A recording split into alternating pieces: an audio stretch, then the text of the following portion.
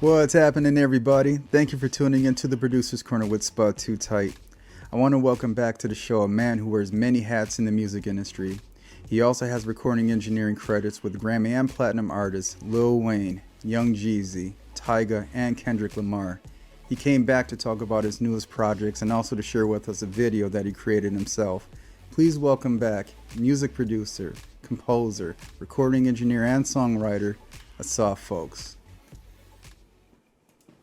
What's happening, Asaf? Man, how's it going? Oh, pretty good, man. Pleasure's all mine, man. Thank you for, taking your time out and coming to the show and chopping it up with me, man. Really appreciate it, bro.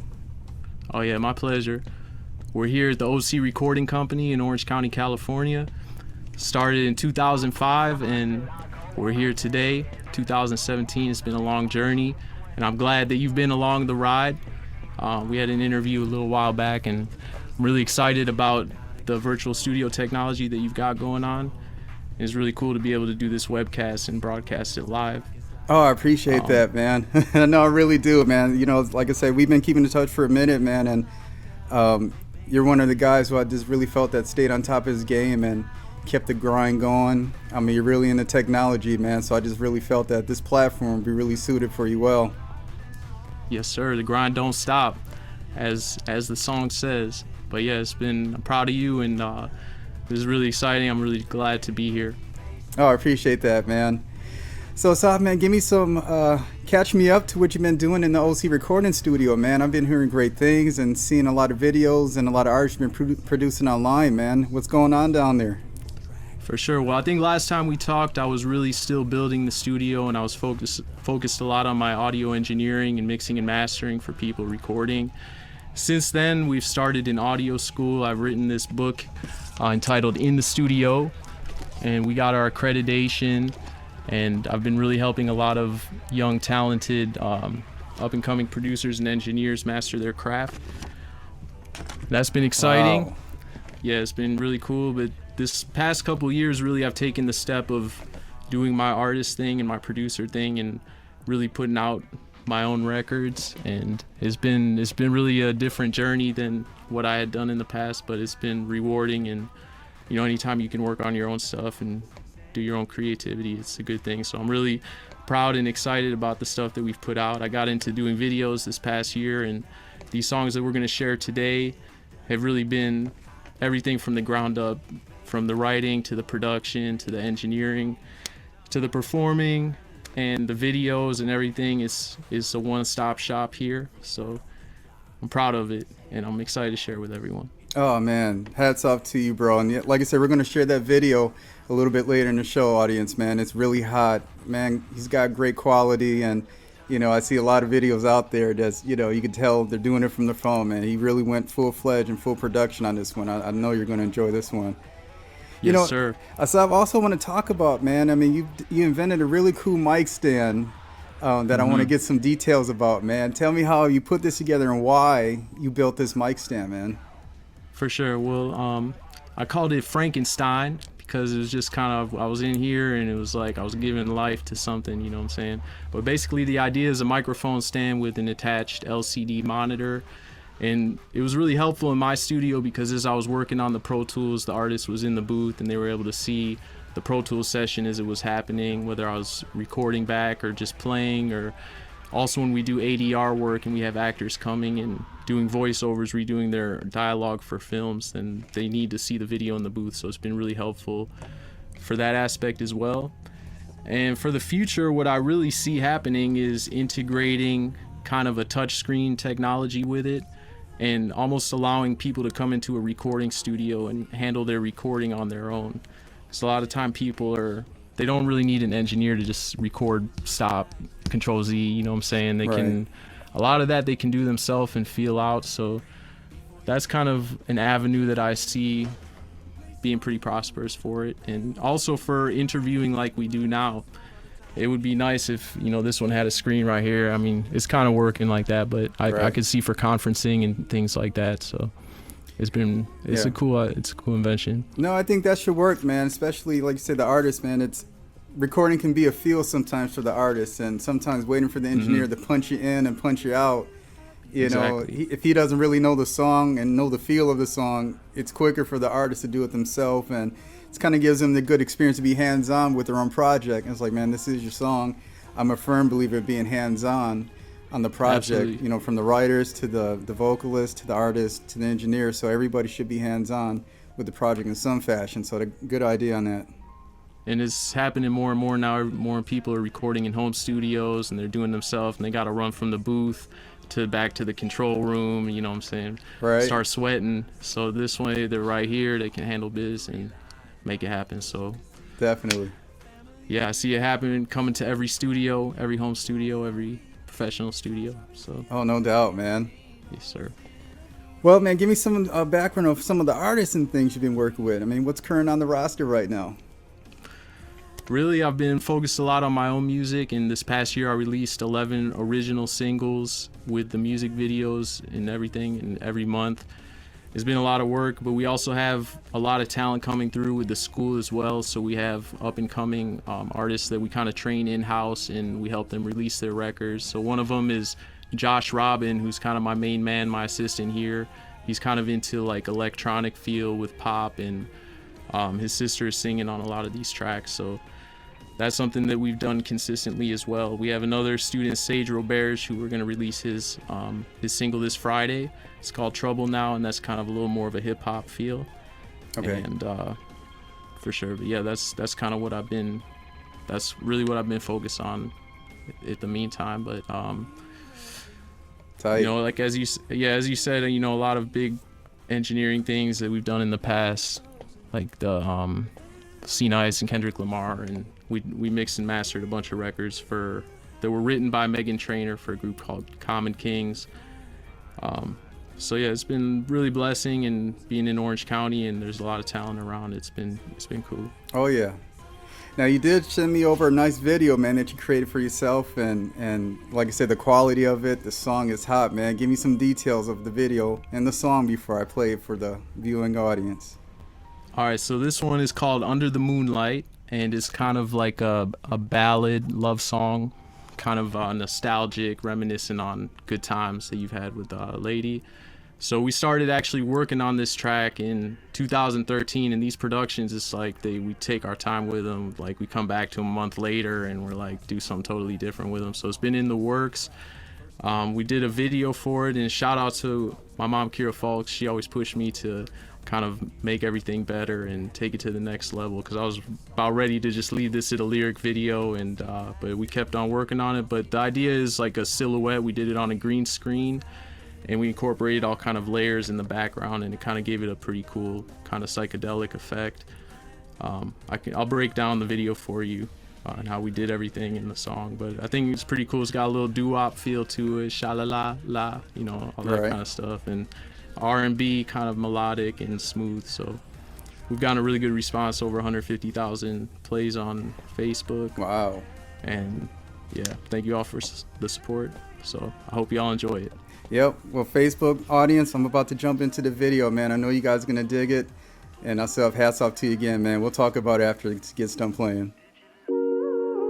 Sha-la-la-la, ooh. Sha-la-la-la, ooh. Sha-la-la-la, ooh. Sha-la-la-la. The stars shine bright in the sky. Satellite. Her hands in my hand intertwined. All night. Emotions roller coasting. Two bottles left unopened. Floating in the ocean. Broken on impact. Falling in love. Yup, I can't get enough. Girl, remember those days in June when we were playing this tune, dancing under the moon.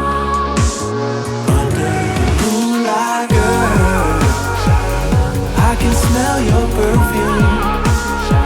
We make one hell of a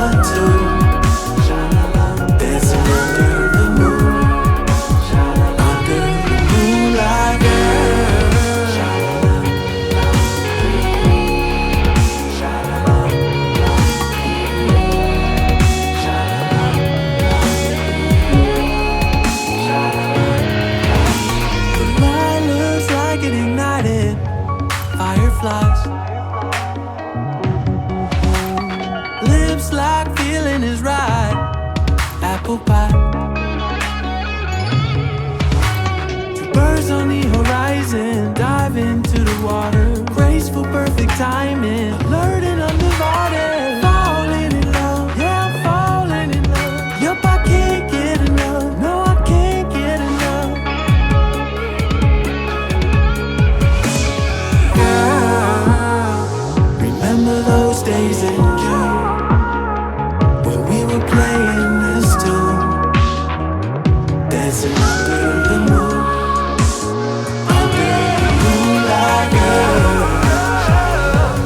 Smell your perfume. We make one hell of a tune. Dancing under the moon. Under the moonlight,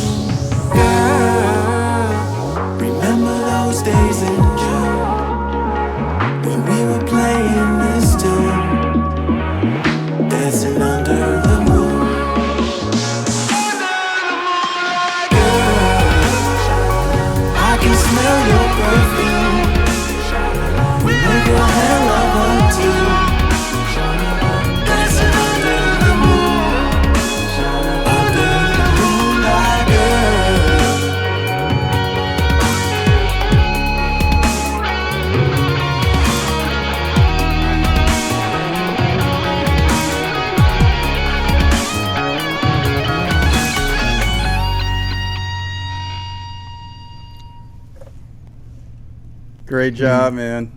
Hey, thank you very much. Solid work once again. Yes, sir. Thank you. Oh. Now give me some details, man, how you put the music together and how you synchronize the video, the concept again. Just give me some more details now that we have a vision of how we seen it.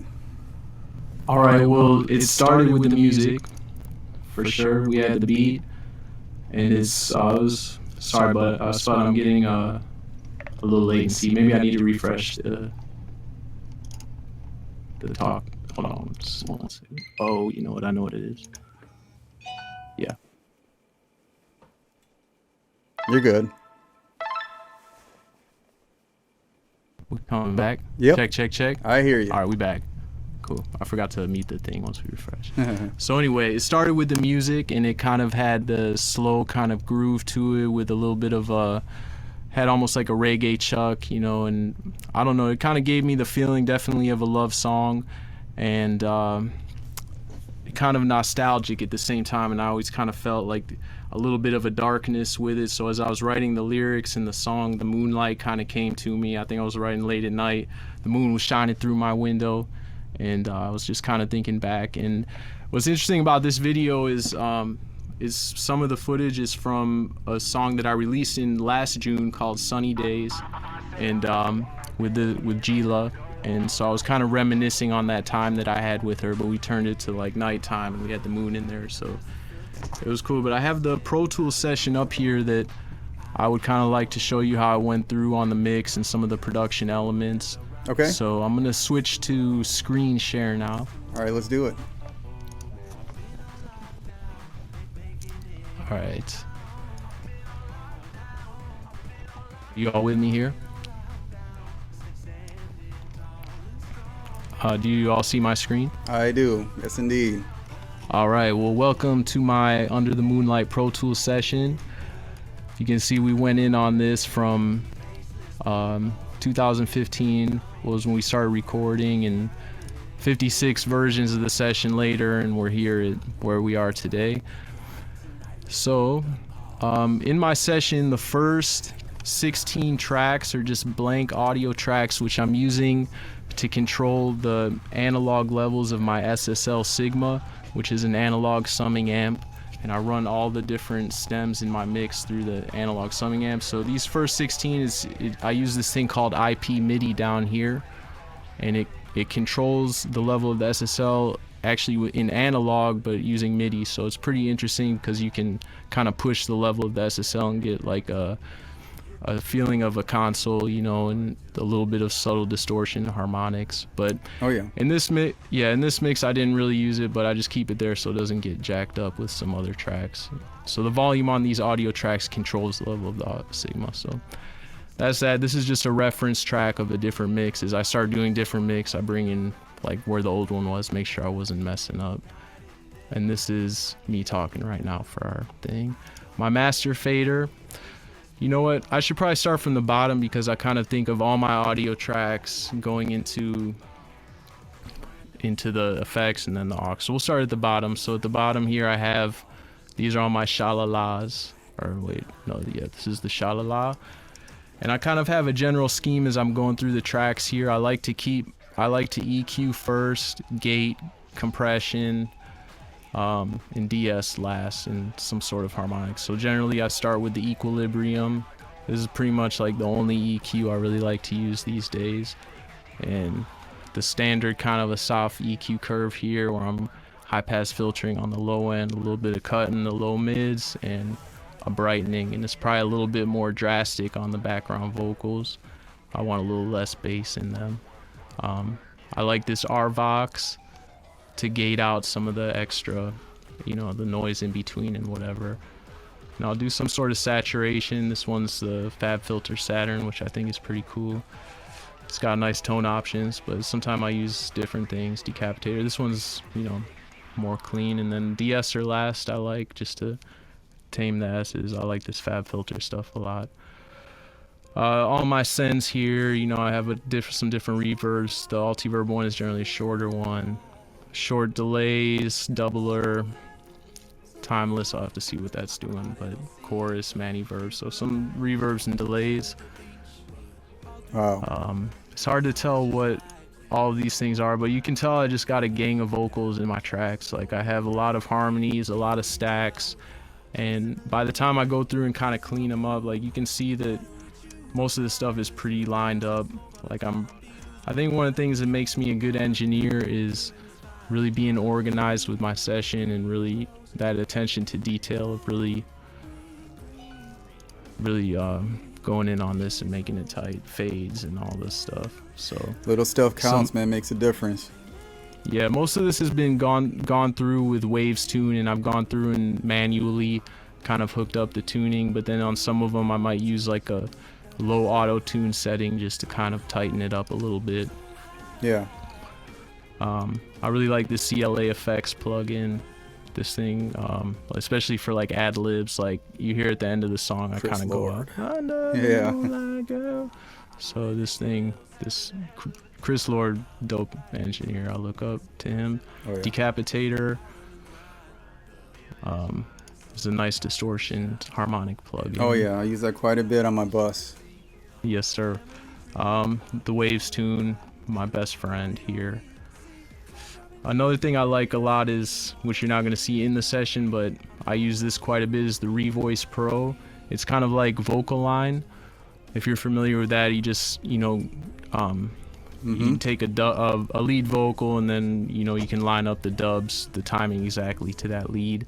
But this Revoice kind of takes it a step further, where you can also line up the pitch. So a lot of time, it saves me a lot of time because I can get the lead really on point, and then any kind of dubs that are in unison or octaves, then I can easily, you know, match the pitch to that lead, so it's in sync. But it means you gotta be really on point with your lead, you know, otherwise the problem gets multiplied. Yep, of course. So, for sure. So these are all the vocal tracks in blue. I like to use blue for my vocals. I guess the dark ones are leads in this case, and you can see they're all going out to different buses. Not a lot of crazy volume changes. So here we get into the instruments. Let's see, what do we have here? It'd be nice if I could play for you, but y'all get the idea. We have some acoustic guitar, some more acoustic guitar. Exhale a really dope instrument for contact. It's kind of vocal sounding effects, and that's kind of where I got the la in that song, because originally I was like girl, and this, I found some little exhale things that kind of gave it a nice feel. Some more guitars, and here I've actually gone through and like recorded it through an amp and mic'd it back up and mixed that in with, so you see like guitar amp. Yeah. And a lot of these, the same kind of idea. One knob pumper kind of gives it a side chain effect on that chorus. One knob filter, I'd be using these all the time. Oh, just yeah. like a good old low waves. pass. You know what I'm saying? Yep. Just give that, bring it in. Again, EQ. A lot of these sounds, you don't see a lot of compressors on this track because I've gone through and I've used some of the analog gear in my desk and recorded the compression back in. So it's a lot of analog compression printed to the track, and EQ as well, and the equilibrium just kind of goes and tightens it up. Right. But a lot of what I'm doing with EQ is pretty minimal, but clearing out the low end for the bass and everything. Here's a bunch of transition effects, piano transition effects, and we have percussion like toms and congas, cymbals and hi-hats. This is like my cymbals bus, the higher stuff. These are all the drums, so we have claps, a bunch of claps, kicks, the knocking kind of big drum sound, and then we have a live bass on here and a sub bass. So that's how it went down. This is a plugin I really like, the Pro C2. I'm all about parallel compression these days, and this thing kind of makes it easy. I'm not doing a whole lot of it here, but I think this is I almost be preferring this to my analog gear these days, to tell you the truth. I really like the Fab Filter stuff even more than these kind of recreation plugins. I'm not so big. Right. So anyway, all the pink ones are all my effects. I have like short delays, longer delays, and some reverbs. And then all the audio tracks, all the effects tracks are getting routed into one of 16 auxes.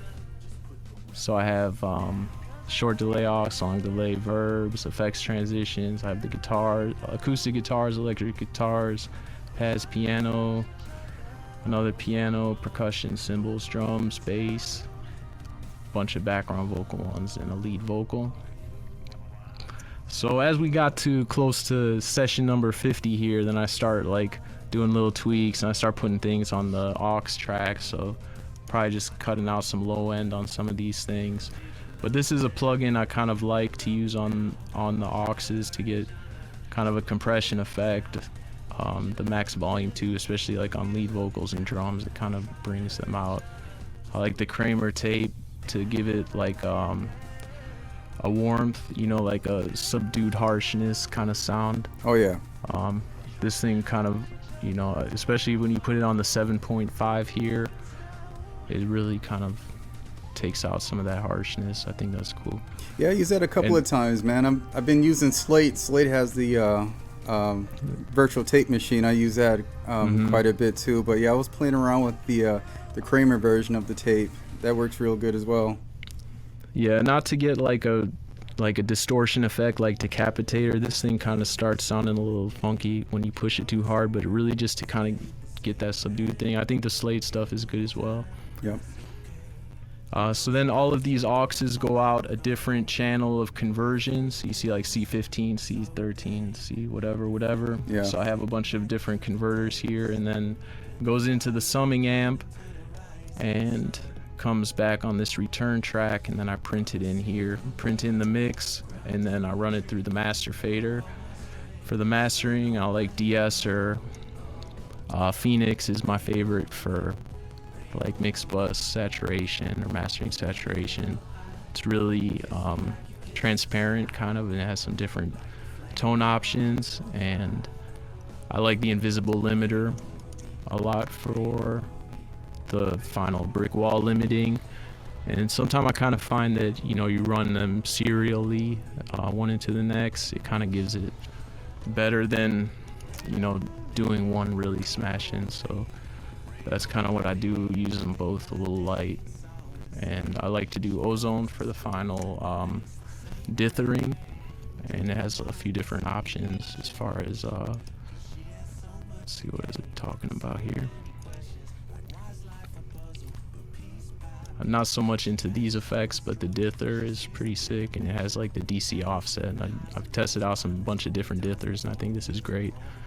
And I also use Ozone standalone when I want to convert like 48 kilohertz to 44.1. Sure. Or like any bit depth conversion. This session is at 48 kilohertz, 24 bits, so I'll bounce out my master at that, and that's what I use for YouTube and video stuff. Yeah. And then, but for CDs and stuff, I'll use Ozone standalone to convert. And you see, I've done some volume automation on my master fader as well, which I think is pretty cool effect. Because once you run it through a limiter, you know, everything kind of peaks at the same level. Yeah. So the volume automation on the master is a nice way to get a little build in the track. So, you know, when the guitar solo hits at the end of every chorus, it's kind of at 0 dB, and here it goes down -5, -1. So a little fade out at the end, and it's a wrap. When we I like the waves loudness meter for you know, apparent loudness, and the paths for the frequency response, and the width, stereo width, and all that. So that's a sneak peek into the life of an Asaf Fulks Pro Tools session here. Dope.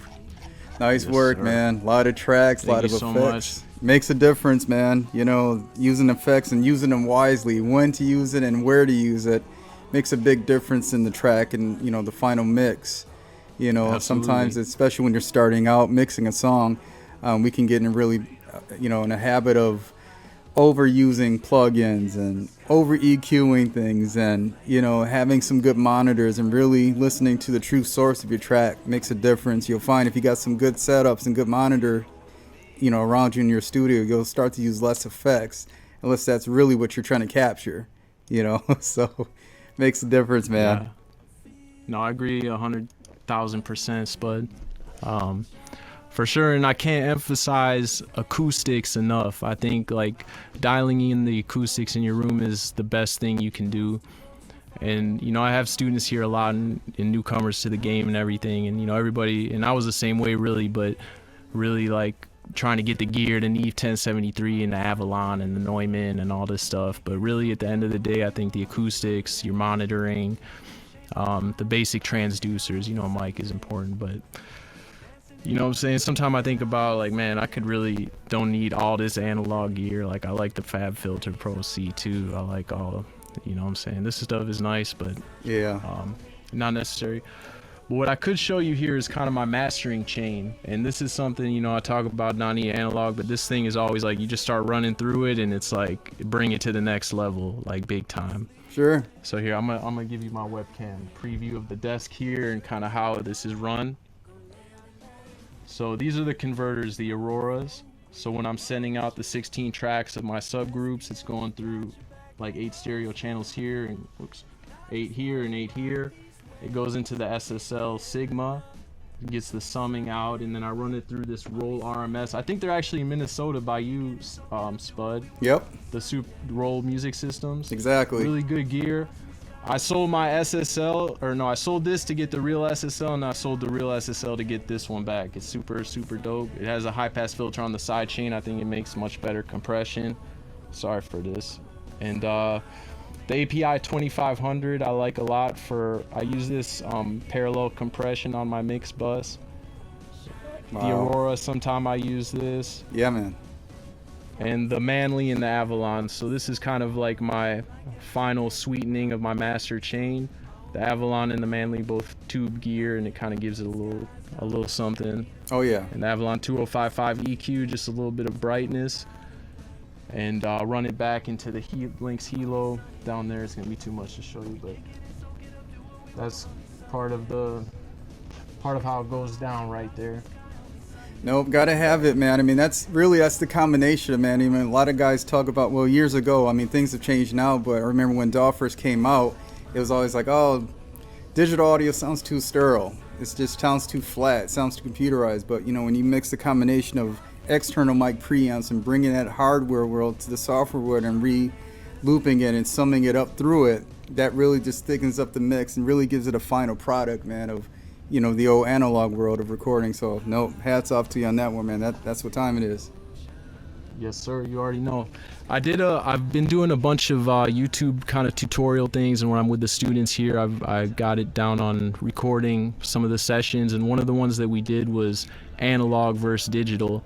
And I think it's kind of interesting to hear the comparison, because in a lot of those samples that we put out, it's like you can't really tell so much. You know, if you were blindfolded, I think you'd have a hard time telling. Yeah. You need analog for, obviously, for certain things. It's the bridge between the acoustic and the digital world. So you need microphones, you need speakers, preamps, and all that stuff. But when it comes to a lot of this analog gear, I think digital is starting to get much closer. And in the future, I think you'll see a lot less of all this. Definitely.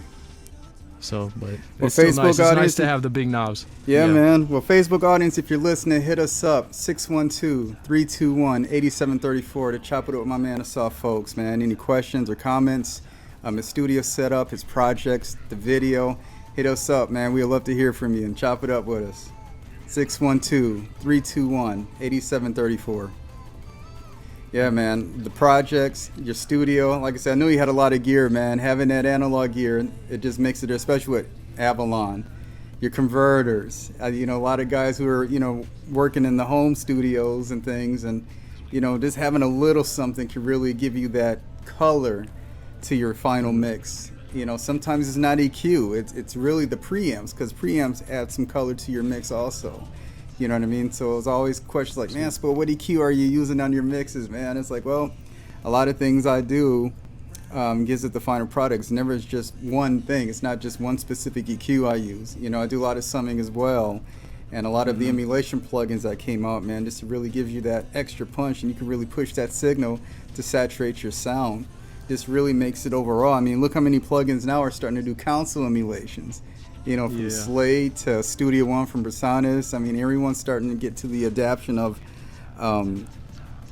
giving you that summing and you know, the console feel, you know. So, you know, bringing that world into your DAW world, man, that's really going to give you that thick sound that you hear on the radios and things. So, nope, I hear you.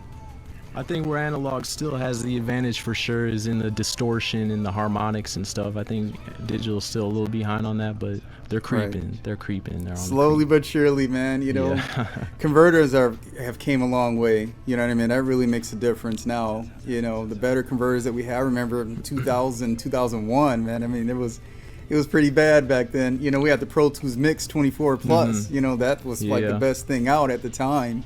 You know, but now, I mean, there's a lot of companies that really stepped up the game. Apogee, I mean, they're really good with their converters and things. So, no, it's all out there. I'll give a big shout out to my people, Lynx. I'll be all about the Lynx converters, and they're right down the street here in Costa Mesa. Really cool guys, and always hook me up whenever, in the few times I've had a problem, which is very rare, but they're always there to help me. And really, these Aurora converters, I think we're so ahead of the time because, you know, I've had them for quite a bit of time now. Apogee has gone through like the Rosetta and the ADX and the Symphony and whatever. They're like a model every other day, like, you know, which they drop in value, which maybe they get better, but really I think these Auroras are just so world class. And now the Hilo as well, which I use for my main mastering stuff. I mean, I recommend them. That's what I like, but, you know, there's a bunch of good stuff out there. Oh yeah. You know, aside from the production world, Asaf, positioning yourself these days, man, with social media, the industry has changed so much, man. I mean, what are some of the things that you use in your marketing campaign to keep your name in the industry radar, keep your name in the buzz, and really staying active where guys can get a hold of you to work with you? For sure. Well, this is something that's changed quite a bit over time. And this is, you know, when you're in the studio and you're making music, it's like, this is the fun part, but really at the end of the day, you got to get it out there. You can't just have it sit on your computer forever. So this is something I work hard at, and I spend a lot of time putting myself out there. And so, you know, Facebook, OC Recording, this is a great thing with the groups and sharing out there and connecting with the family. Instagram, Twitter, everything basically at OC Recording, Google+, YouTube, SoundCloud. We live in incredible times, Spud, because you can really get your stuff out there just like that, and you gotta take advantage of it. Every day is an opportunity to reach somebody, and don't be shy, put it out there, and you have good stuff, then it's good for people, and so that's my philosophy. But I try to post, keep it consistent, and put it out there. Definitely. Yeah. Well, man, give me some agendas for 2017, man. And what do we have on the plate for future projects and upcoming projects, artists, collaborations, engineering? What are you working on? Well, on Cinco de Mayo, I want to release the last song for this OC Express album, which consists of I believe it's about 14 songs that I released in the past year. So it's going to be Mamacita Fuego on Cinco de Mayo. Y'all be on the lookout for it. And I'm commissioning my mama to do some drawings for me, the talented Miss Yakira Shimoni Fulks. So it's going to be interesting. And so aside from that, now we have a bunch of new songs actually we have in the works that I'm really, really, really excited about. And that's going to be a completely different project. But some nice melodic tunes. I want to kind of introduce you to some of the guys, current students that I have, and Josh Robin, who we're working with, who's my right-hand man here. So, but yeah, I would love to let you hear some of the new stuff we got in the works. It's going down for real. Oh man, I'm down, definitely, Asaf. Well, man, I really want to thank you for coming by and taking your time and chopping it up with me again, man. It's always a blast when we get online, man. When we can keep this going, especially with the mixing and, your production background, man. It's so extensive, man. I mean, we definitely got to chop it up again, man. Yes, sir. Anytime, Spud. Appreciate you having me on here. Oh, and shout out to Monica as well. She really did an amazing job hyping this event up, and big shout out to you, Monica. Good looking out for all the support. Oh yeah, she's a master strategist, man. I can't live without her, man. She's really positioned me in the industry to be the guy I am right now. So, nope, hats off to Monica Anders, man. She's hot. Yes, sir. Yes, sir. Well, Asaf, I want to thank you again, bro, for coming to talk. Oh, looks like we got a call in, man. Just a second. Caller, you're on the air, and state your name and where you're calling from. Oh, I guess they dropped. Oh, here we are. Caller, you're on the air. State your name and where you calling from. My name is Phyllis. Can you hear me? Yes. Yep. Okay, hey.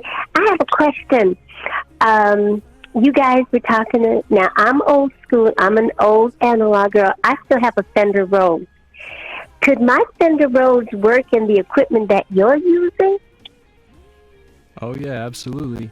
You just hook a mic up to is there an amp attached to it? Okay. Yeah. Because I don't have any of that. I still have an amplifier and my Fender Rhodes. My Fender Rhodes is worth a lot of money. I bought it in 1978. Oh, wow. And I play, out with it periodically. And I'm just wondering, so I don't have all that sophisticated stuff you all have, but if I gave my Fender Rhodes to somebody like you, went to your studio. I'm not in Los Angeles by any means. Mm-hmm. I'm actually down south near Houston. But I just want to know, I could just take my Fender Rhodes and plug it into your system and it would work? Yeah. You could, if it has like a direct output, you can just plug it right in, or if it, you can mic up the amplifier that's connected to the Rhodes. So either way. Oh, wow. Yeah, sure. I think it's so cool. I was scared to call because all of a sudden a phone number comes up on Facebook, and I was like, you can't call Facebook. But I called Facebook. I called you all on this show. It's amazing. I've been watching your show in the beginning, Mr. Fulks, and I really like your work. Your music was real good, and so was that video. I wanted you to know that. And thank you, Mr. Spud, for your time and putting together a good show for us old-timer musicians. I'm 67 years old. Oh, wow. Out here. Yeah, so, me and my senior citizen girls, we get out and we do our thing. And so you all have just been an inspiration. Wait until I tell them that I was on the show. Thank you. I was so enlightened by all these technology has sure come a long way. It has Yes, they indeed. have. You Thank you say so much for analog, calling that's in. one word I know. I remember we started out in my Mhm. time on a 4-track. You know what? Y'all don't know what that is, do you? I do indeed. I go long Oh. back. I go So back to the we had 80s a of little, recording. okay, well, we had little knobs. We had a little 4-track, and we had little knobs and slide boards. We would go up and down with our volume. We would put our equipment in there and play. And it would give off some of the sweetest sounds you all could never know. So now you got all of yours on the computer. We had actually, with the gentleman, Mr. Fulks was showing, we had that right there. But ours was about that size, and you could put in I could put my Fender Rose in there, and it would give a sound out into the amplifier. And it was noise. It was good noise. Well, thank you, y'all. I don't want to keep you, but I was scared to call. I didn't know I could call, but I saw the number. My girl said, go call, so I did. Well, thank you, you all, and you all keep up the good work. We won't forget you. You guys are, I guess we passed the torch. Nope, we appreciate the call in. Thank you for listening. Yes. Thank you very you. much. Bye-bye now. God bless. God bless. Excellent, man. Nope, like I said, look how things change, man. We're going back from the 80s of the analog and plugging things in with amplifiers and micing things up, especially like with Fender Rose and stuff, man. You know, but now it's just, yeah, things have evolved so much since then, you know, but a lot of guys till this day, especially a lot of neo soul guys, I mean, they use a lot of Fender Rose, and that's still like a go-to piano for a lot of guys who create, especially in the jazz Absolutely. community. So, nope, I agree. Yeah, I think she's on to something there, Spud. She need to hit up a studio and lay that down. Hey, let's do it, man. We'll do it virtually, man. Let's go. Yeah. Speaking of virtual, Spud, I think it'd be interesting if you could explain kind of your virtual, how you set this whole thing up here, because I really haven't seen something like this on Facebook Live, and it's pretty innovative, and I'm kind of interested about it. Oh, man, definitely, man. Well, it's my personal studio configuration VSC. It's something I've created. I've been rocking with this for the past 7 years now.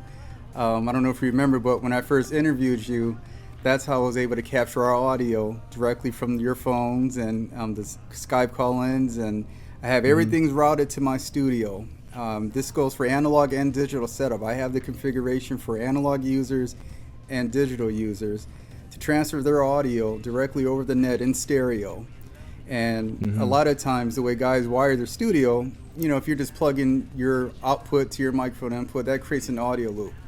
That creates a problem when someone else has the same type of setup that you have.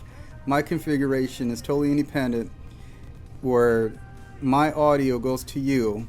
I don't have to worry about your studio audio coming from me. It's totally independent. It has its own channel, keeping everything on its own channel. That's where it's at. And having that independent control of your internet audio and your studio audio. You know, so what the configuration does is my DAW audio, my analog instruments, needs to go to you, right? I need to find some way to get your audio back to me without bleeding through my studio and sending that back to you again, so it creates that audio loop that we hear time and time again. And in addition to that, incoming calls from cell phones and landlines, that's going to be triggered through my studio as well. So the incoming call that you received from the guest that was watching, she's hearing this on Facebook Live right now. So she's able to talk to you with her audio. You can hear it back in real time. Send your audio from your microphone back to her in her cell phone or her telephone on her landline, and including my audio. And there's no loop feedbacks. Everybody heard each other. Everything was stable. And to me, because of social media, this is the way that we need to rethink the way we rewire our studio. We want to be totally synchronized and in conjunction with Skype, Uvu, whatever web chat service that you're using. We want to be able to channel that audio directly to and from each other without playing it through our speakers and pushing it to the microphones, you know, because that creates room noise and distortion, and you really can't crank it up, and people on the other end can't really hear you, you know. So by going in headphones, using a good mic like we're using, and wire the studio with VSC, this allows us to collaborate online.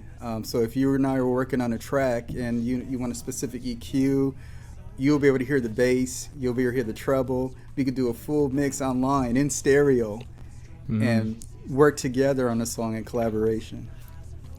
Yeah, it sounds like we need to go into business together, Spud. Put my mic stand up, virtual studio technology.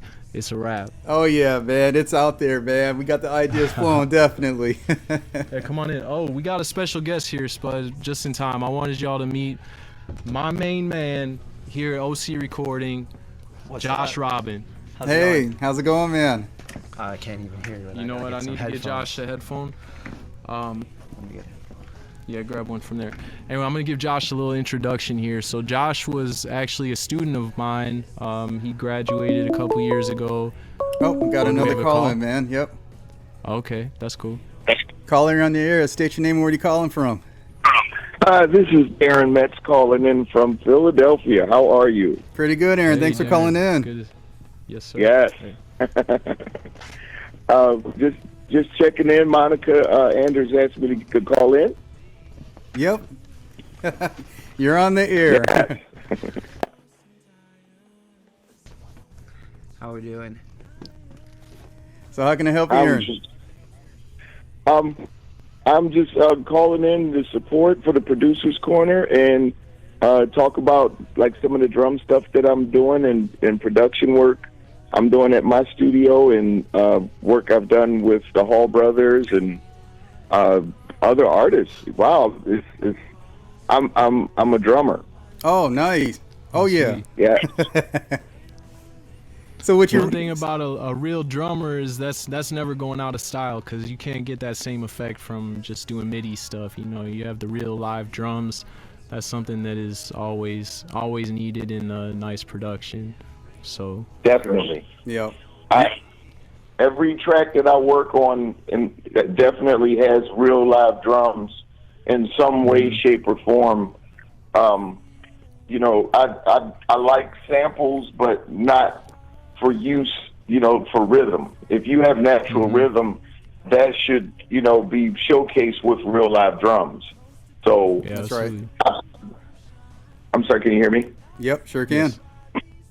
So I'm definitely technically old school, but there's nothing about drums that's old school. You know, drums are modern; they can be old school, but drums are life to me. So you have to have that rhythm, and before you go producing tracks, if you don't know how to play drums or play piano or an instrument, then you should not be producing.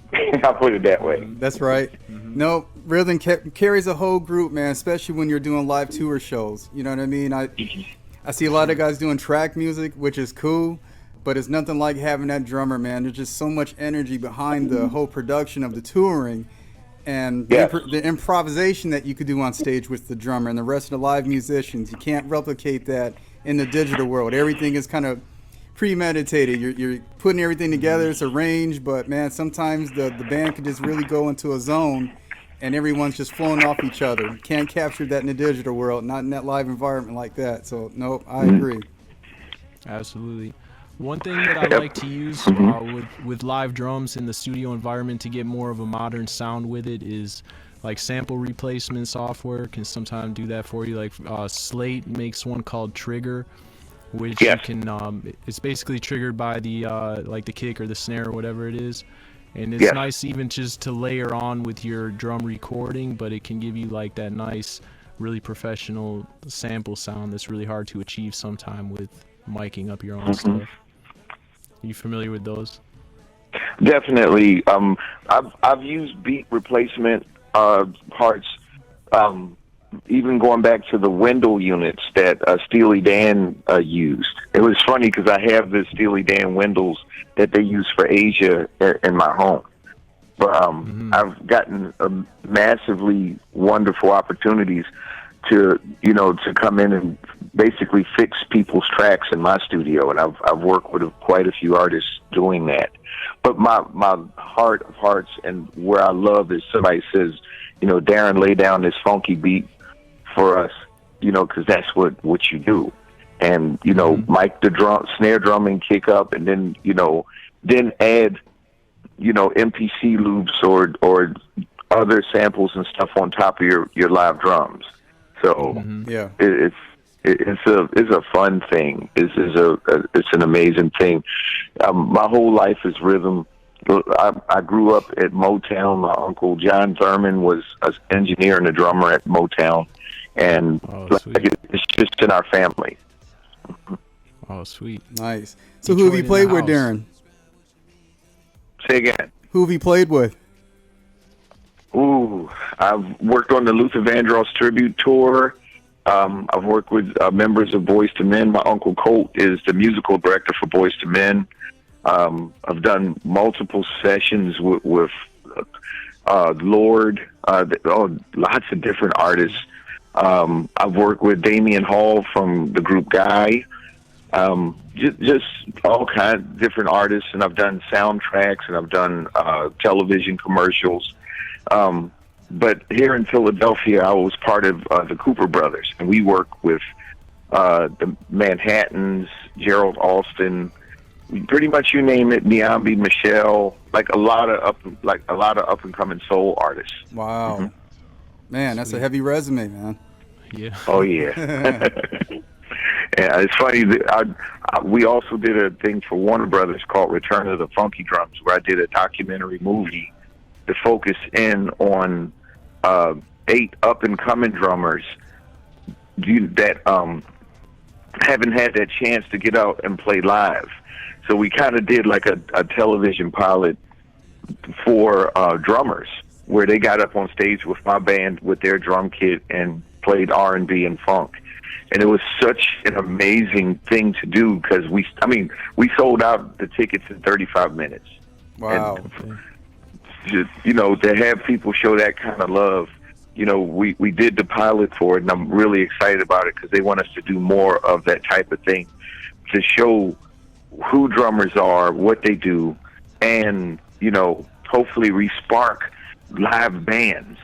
I grew up in in that era where I couldn't wait to go see the Bar-Kays and Cameo and Confunction and Parliament Funkadelic and the Gap Band. And you could go on and on and on, Right. But that was the era that I still listen to for inspiration because you hear real live drums. Right. And that is a hard thing to find these days because everybody now wants, the music that they listen to. And I do listen to today's music as well, but that was my era because, all you got to do is listen to One Nation Under a Groove and that will, pretty much set you there. And that's still timeless today. Right. Well, you mentioned you play with the Hall brothers, man. You definitely got to know Teddy Riley then. Oh, yeah, I just left him Friday at the Philly show, and they used my electronic drum guitar on stage, which was pretty amazing. So nice. You go on my Facebook page, you'll see it. Oh, but yeah. No, me and Teddy, man, he and I are real tight, man. So next time you see him, man, tell him Spud said what's up and tell him that we connected. Definitely. I'm very excited about what's coming up on the Guy Camp for next year, and it's under wraps. I'm not saying anything, but it's going to be pretty amazing. Oh yeah. Well, Darren, I appreciate the phone call, brother. You can hit me up anytime and join on the show, man. Thank you, my friend. Call anytime. Thank you again. Very good. Thank you, Darren. All right. Wow, a lot of experience there, man. Wow, yeah, that's cool. Yep. Well, again, introduce your guy, man. Your guy next to you. What's his name again? Josh came right when the phone call started. But yeah, this is Josh, talented multi-instrumentalist, songwriter, vocalist. Now we got a song in the works, a little collab going called Cloudfall. And he plays guitar, piano, bass. He was, collaboration on a bunch of the tracks that you've been playing throughout the day here. So engineer, he went through the whole program, and now he is a private tutor for the students here at the school, and songwriter. We released 3 songs so far with him. If you search Josh Robin Music, there's Binary Code, Revival, Bass Goes Drop, and where the music video is in the works for the next one called New Age, and it's really one of my favorite ones of his. His sister Rebecca Robin is singing on the tracks. New Age is really like a nice kind of poppy, a little electronic, melodic, kind of just feel good song. So I'm excited about it. Congratulations, What's man. up, John? Yeah. Yeah, it's definitely been a real great experience. Just starting to release the music, and we got a lot more on the way. I'm very excited about it. Sounds like it, man. Yeah. Tight. Well, Asaf, again, man, thank you so much for coming in and chopping it up, man. Introduce me to your camp and all the projects you got working on, man. I'd love to have you back and talk about your new Anytime. musical endeavors, man. You know how we do it, so you got a spot Yes, here at the sir. Producer's Corner. Definitely. Thank you so much. Everybody out there, if you go ocrecording.com is our official website. You can find out more about us there. Every social media at OC Recording, at Asaf Fulks, at Josh Robin Music. And if y'all have any questions, feel free to email us or contact us through those sites. And we look forward to hearing from you. Thanks so much for tuning in today. Appreciate it, man. Great Have to a meet you, safe Spud. 2017. Nice to meet you. Yes, sir. Peace. Have a good one. All the best to you, Spud. Thank you. Thank you.